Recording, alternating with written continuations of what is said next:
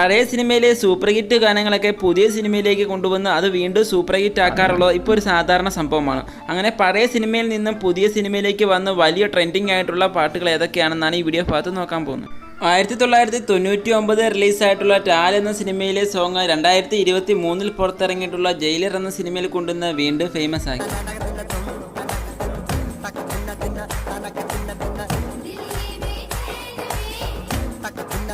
1995 പുറത്തിറങ്ങിയിട്ടുള്ള അസുരൻ എന്ന സിനിമയിലെ സോങ് 2023 പുറത്തിറങ്ങിയിട്ടുള്ള വിക്രം എന്ന സിനിമയെ കൊണ്ടുവന്ന് പിന്നെയും ഫേമസ് ആയി.